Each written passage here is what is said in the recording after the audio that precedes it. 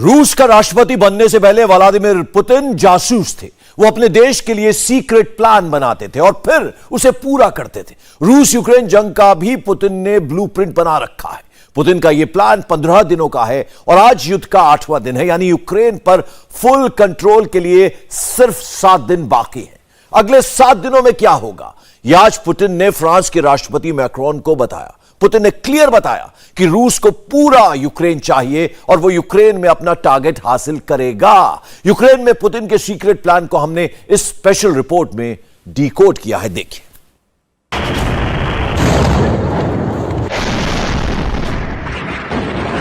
Ukraine में Putin का plan A fail हो गया।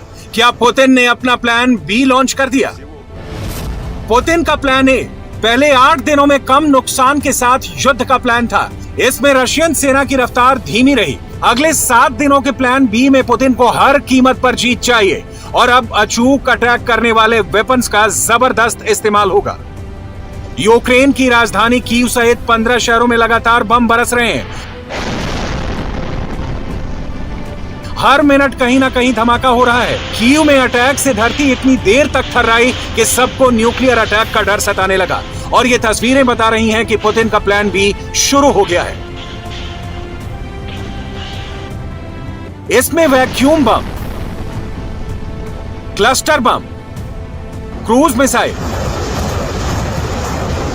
रॉकेट लॉन्चर्स और अटैक ड्रोन का नॉन स्टॉप हमला चल रहा है। साथ ही एयर डिफेंस सिस्टम S-400 की भी तैयारी कंप्लीट हो गई है।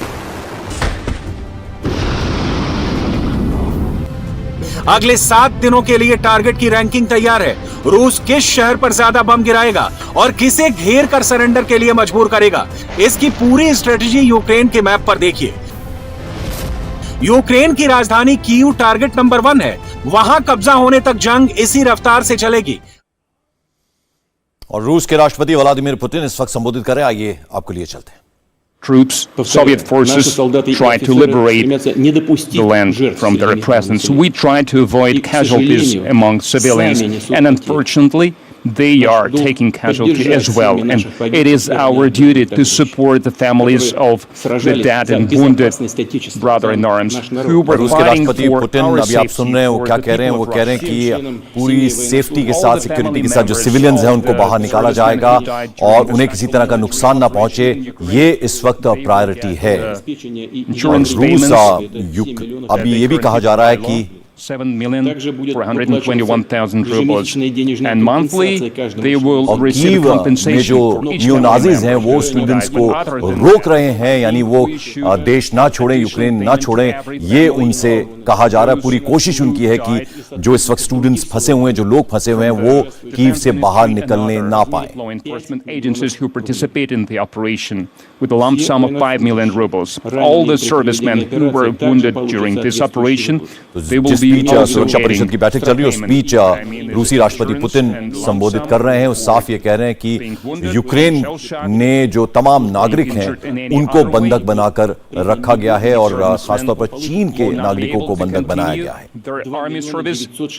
They will get 2,968,000 rubles, and if they become disabled, they will get monthly welfare. It is already stated by law, but at the same time, साफ ये भी कहा गया है, रूस के राष्ट्रपति ये भी कह रहे हैं कि भारतीय छात्रों को भी बंधक बनाकर रखा गया है और यही बात रूस के राष्ट्रपति ने प्रधानमंत्री नरेंद्र मोदी से भी कही थी कि यूक्रेन में भारतीय छात्रों को बंधक बनाया गया है, उन्हें एक तरह से शील्ड बनाया गया है। सिर्फ फासिस्ट जो हैं वही बंदूकें और टैंक जो हैं वो रेजिडेंशियल एरियाज में रख सकते हैं। To our borders didn't threaten us. और ये भी कहा कि जो फैमिली मेंबर्स हैं, जो सर्विसमैन जिनकी मौत हुई है, उन्हें सपोर्ट किया जा रहा है। Always remember our fallen brothers, comrades. We will do everything to support their families, their children, to और जो educate them, तमाम to support सर्विसमैन जिनकी की मौत हुई है इस युद्ध में, उनको पूरा सपोर्ट करा जाएगा, उनके परिवार के लोगों soldiers को। who died during this special military service with a minute of silence. और अब जो सैनिक मारे गए उनके सम्मान में इस वक्त मौन रखा जा रहा है। और पुतिन ने साफ किया कि जो रिहायशी इलाके हैं, सिविलियंस पर किसी भी तरह का अटैक नहीं हुआ है और जो सैनिक मारे गए हैं उनके परिवारजनों को पूरा सपोर्ट रूस की तरफ से दिया जाएगा। भारतीयों को भी यूक्रेन में बंधक बनाया गया, ये बात भी उन्होंने साफ की।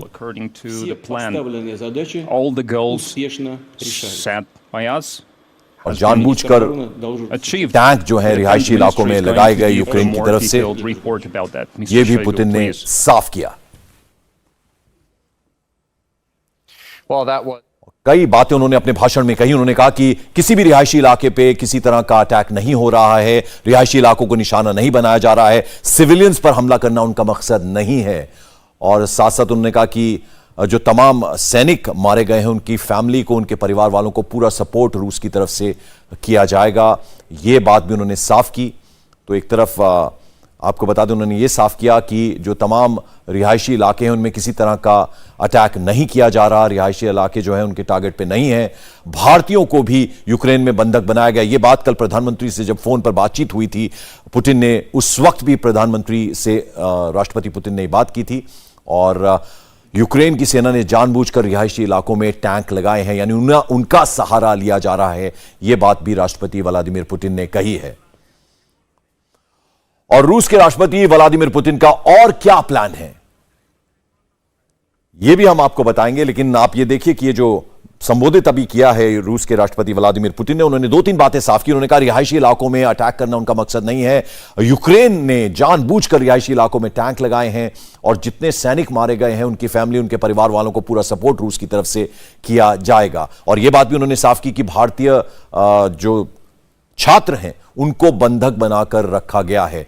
यूक्रेन ने जानबूझकर रिहायशी टैंक लगाए हैं, यह बात भी व्लादिमीर पुतिन ने कही। पुतिन ने जो बताया उसके आगे का पुतिन का प्लान क्या है, जो नहीं उन्होंने बताया, वो आप इस रिपोर्ट से जरा जानिए।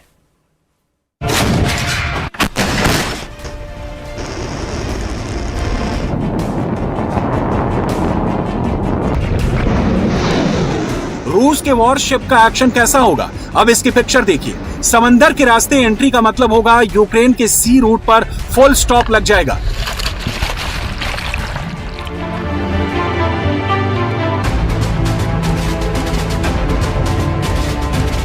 इसके लिए रशियन नेवी को किनारे तक आने की जरूरत नहीं।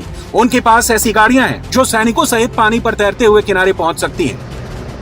हैवी मिलिट्री व्हीकल के लिए लैंडिंग शिप्स भी हैं। ये ऐसे जहाज हैं जो किनारे तक आकर टैंकों और बख्तरबंद गाड़ियों को लैंड करा देते हैं। ये काफी कम पानी में भी अपना मिशन पूरा कर सकते हैं। रूस ने हमले की इंटेंसिटी तेज कर दी है। यूक्रेन पर जल, थल और नभ तीनों से अटैक करना शुरू कर दिया है, लेकिन सफलता अभी भी दूर है।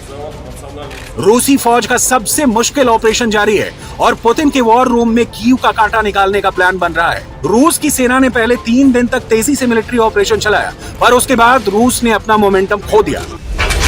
यूक्रेन के मैप में रूस की लेटेस्ट पोजीशन देखिए। कीव के करीब रूस का बड़ा अटैक हो रहा है। अभी तक रूस और यूक्रेन के बॉर्डर वाले इलाकों में ही बढ़त मिली है। इस रफ्तार से अगले 7 दिनों का टारगेट बहुत मुश्किल है। रूस का मिलिट्री ऑपरेशन बहुत देरी से शुरू हुआ। ये पुतिन की पर्सनल मिस्टेक है। रूस ने यूक्रेन की सेना और उसकी लड़ने की मानसिक क्षमता को कम करके आंका, लेकिन यूक्रेन की सेना लड़ाई में इतनी भी बुरी साबित नहीं हुई। रूसी फौज एयर सुप्रीमेसी और यूक्रेन की हवाई सीमा में पूरा कब्जा हासिल करने में नाकामयाब रही। ये भी रूस ने एक बड़ी गलती की। Air superiority and control of the airspace over all of Ukraine. That's also a big minus for them. Ukraine में रशिया का चैलेंज समझिए। जमीन पर कब्जे का फैसला टैंक्स कर रहे हैं। ये खराब रास्तों पर भी फुल स्पीड से भागते हैं, लेकिन यूक्रेन के शहरों में दाखिल होते ही इनकी स्पीड पर ब्रेक लग गया। शहरों की सड़कों और गलियों में यूक्रेन की सेना और जनता ने आसानी से रोड ब्लॉक लगा दिया है। अब हर चौराहे पर लड़ाई होगी, जिसमें जीत मिलने के बाद भी नुकसान की फुल गारंटी है। रूस ही नहीं, दुनिया की सबसे ताकतवर सेनाएं भी शहरों में लड़ने से बचती हैं। यूक्रेन के शहरों पर रूस का परचम लहराना पुतिन का सबसे मुश्किल टास्क है और इसे फिनिश करने के लिए वो किसी भी हद तक जा सकते हैं। अगले 7 दिनों के युद्ध में पुतिन के पास लिमिटेड ऑप्शन बचे हैं। नंबर 1, अब हर हाल में कीव, खार्किव सहित बड़े शहरों पर कब्जे की कोशिश होगी। नंबर 2, इस कब्जे के लिए यूक्रेन में भयंकर तबाही की आशंका है। नंबर 3, अगर ये युद्ध बढ़ा तो न्यूक्लियर हमले तक भी जा सकता है। और आज रूस ने परमाणु युद्ध का मैसेज यूक्रेन से लेकर अमेरिका तक पहुंचा दिया है। He said that the only alternative is the Third World War. अगर तीसरा विश्व युद्ध हुआ तो यकीनन न्यूक्लियर वॉर होगा, मगर आप एक बात ध्यान रखें, न्यूक्लियर वॉर की धमकी पश्चिमी देश देते हैं, हम नहीं। परमाणु युद्ध हमारे जहन में नहीं है, पश्चिमी देशों के नेताओं के दिमाग में है। हम किसी को प्रवोक करने नहीं देंगे, लेकिन अगर हमारे खिलाफ किसी ने युद्ध की शुरुआत की तो मुझे लगता है कि जिन्होंने हमले का प्लान बना रखा है उन्हें याद रखना चाहिए रूस क्या कर सकता है। Is waged or unleashed against us, you know. क्या रूस और यूक्रेन के बीच जंग आउट ऑफ कंट्रोल हो गई है? क्या अब रूस परमाणु हमले का ऑप्शन भी सोच रहा है? अगर रूस ने यूक्रेन पर परमाणु हमला किया तो जवाब देने के लिए यूक्रेन के पास परमाणु हथियार नहीं है। रूस के पास दुनिया में सबसे ज्यादा 6,257 परमाणु बम है। अमेरिका के पास 5,550 न्यूक्लियर बम है। इसके बाद चीन, फ्रांस और ब्रिटेन जैसे देशों का नंबर आता है। अमेरिका और नेटो देशों के पास रूस के मुकाबले कम हथियार हैं, लेकिन परमाणु हमला हुआ तो यूक्रेन का युद्ध विश्व युद्ध में बदल सकता है। आशंका है कि तब इस युद्ध में नेटो की एंट्री हो जाएगी। एक बात तय है कि पुतिन ने यह जंग हारने के लिए नहीं, जीतने के लिए शुरू की है। एक तरफ यूक्रेन सहित अमेरिका और पश्चिमी देश हैं, दूसरी तरफ पुतिन के हजारों न्यूक्लियर वेपन्स हैं और पुतिन ने अपने हथियार सिर्फ सुरक्षा के लिए नहीं बल्कि अटैक के लिए तैयार रखे हैं। अगर रूस ने नेटो देशों पर एक साथ परमाणु हमला किया तो हिरोशिमा और नागासाकी के हमले छोटे पड़ जाएंगे। सेकेंड वर्ल्ड वॉर के बाद दुनिया परमाणु युद्ध के सबसे करीब दिख रही है। इंडिया टीवी हर वक्त हर जगह डाउनलोड करने के लिए सर्च करें India TV news Google play store या ऐप स्टोर पर।